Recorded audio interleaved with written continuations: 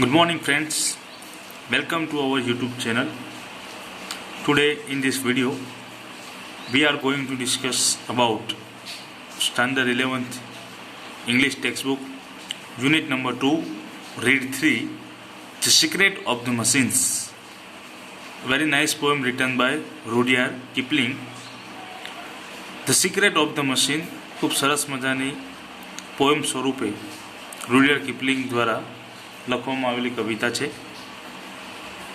અહીંયા મશીન્સને કઈ રીતે ટ્રીટ કરવામાં આવે છે, એમનું રહસ્ય શું છે, ધ સિક્રેટ, એમનું રહસ્ય શું છે એ અહીંયા ખૂબ સરસ રીતે ડિસ્ક્રાઇબ કરવામાં આવેલું છે. So let's discuss our poem. We were taken from the orbit and the mind. Here we it means machines. અહીંયા જે વી છે અમે છે, અમે એટલે કોણ? મશીન્સ. અહીંયા એમની આત્મકથા ભણાવી રહ્યા છે, એ લોકો કહી રહ્યા છે કે વી વર ટેકન, અમે ક્યાંથી લેવામાં આવી રહ્યા છે, અમને ક્યાંથી ઉપાડવામાં આવે છે. ધ ઓર્બિટ એટલે કે જે orbit and the mind. Mind એટલે ખાણ.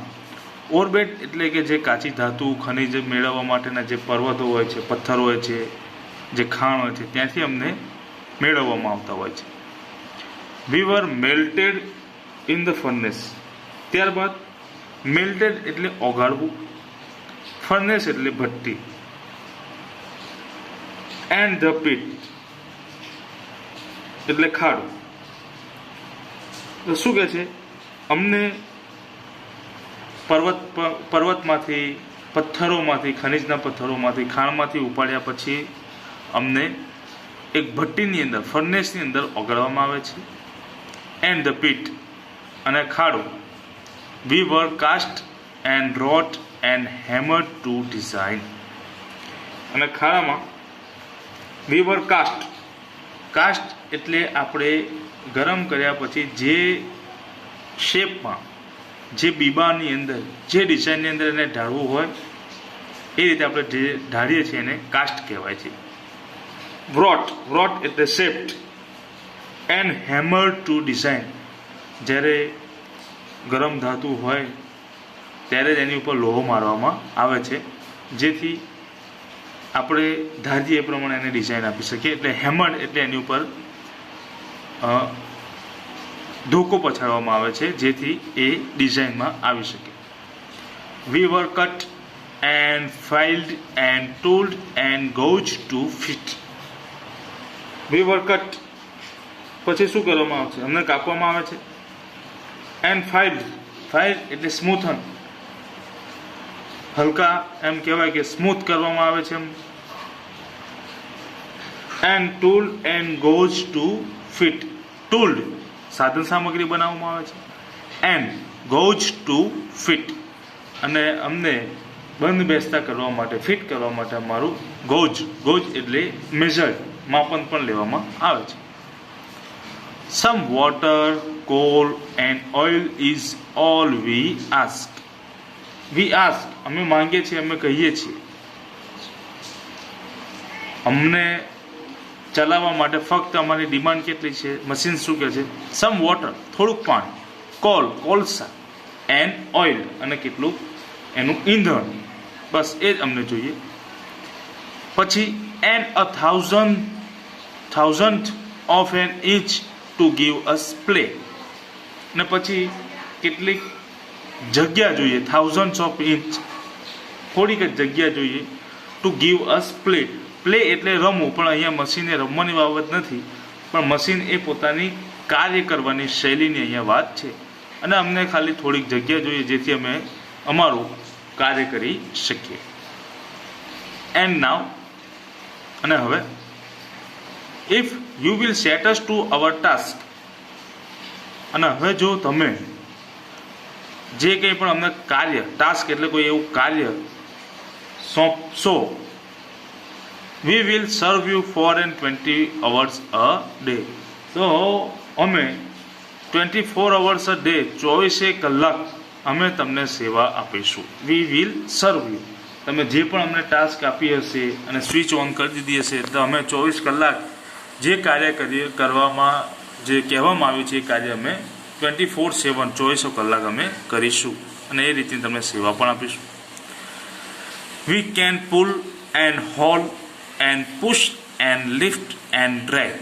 વી કેન અમે શું કરી શકીએ? કેન એ ક્ષમતા દર્શાવે છે. વી એટલે મશીન્સની વાત છે કે અમે શું શું કરી શકીએ છીએ.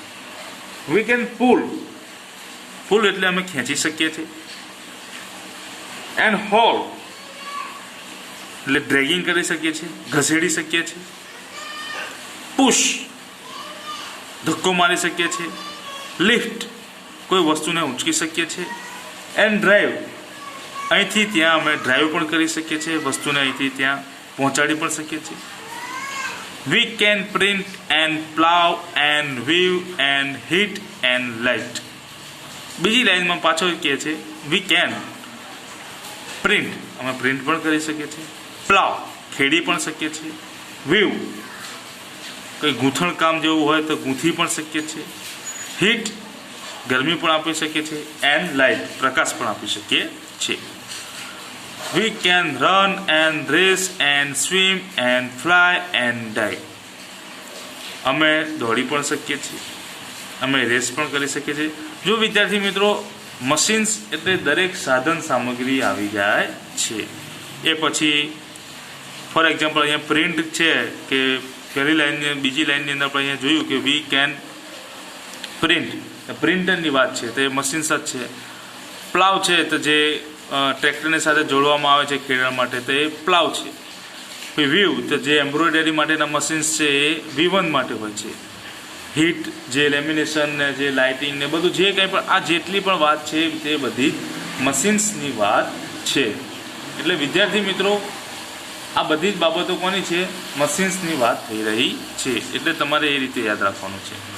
સો અહીંયા વી કેન રન અમે દોડી પણ શકીએ છીએ. વી કેન રેસ અમે રેસ પણ કરી શકીએ છીએ. એન્ડ સ્વિમ તરી પણ શકીએ છીએ. ફ્લાય ઉડી પણ શકીએ છીએ. એન્ડ ડાઈવ અને ડાઈવ પણ મારી શકીએ છીએ. We can see and here and count and read and write. અમે જોઈ શકીએ છીએ. હિયર સાંભળી શકીએ છીએ. કાઉન્ટ ગણી શકીએ છીએ. એન્ડ રીડ એન્ડ રાઇટ વાંચી પણ શકીએ છીએ અને લખી પણ શકીએ છીએ. But remember please the law by which we live. અહીંયા મશીન્સ આપણને એક ચેતવણી આપે છે કે યાદ રાખજો અમે આ બધું જ કરી શકીએ છીએ, બધું જ અમે કરી શકીએ છીએ. બટ રિમેમ્બર યાદ રાખજો પ્લીઝ મહેરબાની કરીને the law by which we live એક એવો કાયદો કે કાનૂન જેના દ્વારા અમે સંચાલિત થઈ રહ્યા છીએ કે અમે જીવી રહ્યા છીએ કે અમે કાર્ય કરી રહ્યા છીએ. We are not built to comprehend a lie. We are not built to comprehend a lie એટલે અમારી અંદર કોમ્પ્રિહેન્ડ સમજ કે અર્થગ્રહણ કરવાની કોઈ જ શક્તિ છે નહીં. અમે કંઈ પણ સમજી શકતા નથી. We can neither love nor pity nor forgive. અમારી પાસે પ્રેમ નથી કારણ કે મશીન્સ છે, મશીન્સ પાસે પ્રેમ હોય નહીં. એ ફક્ત માનવ પાસે જ આ બધી બાબતો હોઈ શકે છે. એટલે શું કહે છે? વી કેન નાઇધર લવ પ્રેમ નથી, નોર પીટી દયા પણ નથી, નોર ફરગીવ માફી પણ નથી. એટલે મશીન્સ અહીંયા કહેવા માગે છે if you make a slip in handling us you die. Slip એટલે મિસ્ટેક, કોઈ ફોલ્ટ કે કોઈ એવી ભૂલ થઈ જશે. If you make a slip જો તમારાથી કોઈ ભૂલ થશે, કોઈ મિસ્ટેક થશે, ફોલ્ટ થશે, યુ ડાય તો તમે મરી જશો. કેમ એવું કહે છે? કારણ કે અમને ખબર નથી. ફોર એક્ઝામ્પલ ઓલું લાકડા કટિંગ કરવાનું મશીન્સ હોય છે તો લાકડાની જગ્યાએ કોઈ વ્યક્તિ ત્યાં બેઠો હોય ને મશીન્સ ચાલુ થઈ જાય તો મશીન્સ સ્ટોપ નહીં થઈ જાય કે ભાઈ મારે લાકડાનું કટિંગ કરવાનું છે નહીં કે માનવનું, તો હું સ્ટોપ થઈ જાઉં. કારણ કે મશીન્સ પાસે ઇમોશન્સ હોતા નથી, તે તો એનું કાર્ય જ કરે છે. એટલે જો અહીંયા તમે કોઈ સ્લીપ કરી જશો, મિસ્ટેક કે ફોલ્ટ કરી જશો તો તમે એનું ગંભીર પરિણામ તમારે ભોગવવાનું વારું આવશે. ધો our smoke may hide the heavens from your eyes. જો અહીંયા આ જે હવે હું જે લાઈન વાંચી રહ્યો છું એમાં એ કેટલીક મર્યાદાઓ પણ કહે છે. હમણાં સુધી આપણે બેનિફિટ્સ ઓફ મશીન્સ જોઈ ગયા કે મશીન્સના કેવા ફાયદા છે, પણ એ હવે મશીન્સ એ એની મર્યાદાઓ પણ કહી રહ્યા છે કે though our smoke may hide the heavens from your eyes. અમારા મયથી જે ધુમાડો નીકળશે સ્મોક, એ તમારી આંખો પરથી જે આ ગગન છે, હેવન્સ છે, સ્વર્ગ, એ તમારાથી દૂર થઈ જશે, તમને ઢંકાઈ દેશે, તમારી આંખો સમક્ષ દેખાશે નહીં, કારણ કે એ હેવન્સ અને તમારી આંખો વચ્ચે જે છે એ અમારું સ્મોક, અમારું ધુમાડો આવી જશે. It will vanish and the star will shine again. It will vanish A disappear થઈ જશે, અદ્રશ્ય થઈ જશે, vanish, and the stars will shine again. પાછા જે સ્ટાર્સ છે, તારાઓ છે, પાછા ચમકી ઉઠશે. બીકોઝ, કારણ કે for all our power and weight and size we are nothing more than children of your brain. અમારો જે પાવર છે, અમારી જે વેટ છે, વજન છે, જે સાઇઝ છે, જે કદ છે, એ બીજું કાંઈ જ નથી. We are nothing but more than children of your brain. ફક્ત અમે તમારી મગજની પેદાશો જ છીએ. અમે તમારા અહીંયા છે ચિલ્ડ્રન ઓફ યોર બ્રેન, એટલે મગજના બાળકોની વાત નથી, પણ અમે તમારી જ પેદાશો છીએ. તે જે તમે વિચાર કર્યો છે, મગજમાં જે કંઈ પણ તમે ઉત્પત્તિ લાયેલા છો, એની જ અમે પરિણામ છે, ને એ મગજની જ અમે તમારી જે મગજમાં જે આઈડિયાઝ આવેલા છે એની જ અમે આ પેદાશો છીએ. એટલે ખૂબ સરસ અહીંયા પોએમ્સ રૂડિયાર્ડ કિપલિંગ દ્વારા છે, the secrets of the machines. ખૂબ જ સમજવા જેવી પણ છે. એટલે વિદ્યાર્થી મિત્રો, જે પણ ન્યૂ વર્ડ્સ છે એ તમારે ફેરબુકની અંદર લખવાના છે. છતાં પણ ક્યાંય સમજ ના પડી હોય તો તમે મને personally WhatsApp call, video call કરી શકો છો. અહીંયા આપણે યુનિટ 2ની અંદર રીડ 1, રીડ 2 એન્ડ રીડ 3ની ચર્ચા કરી ગયા. ત્યાર પછી રીડ 2ની જે કંઈ પણ તમારે યુનિટ 2ની જે એક્સરસાઇઝ છે એ પણ તમારે બુકની અંદર, ફેર બુકની અંદર તમારે લખીને મને પર્સનલ વોટ્સઅપ કરવાનું છે. ત્યાં સુધી stay home, stay safe and healthy. જય હિન્દ.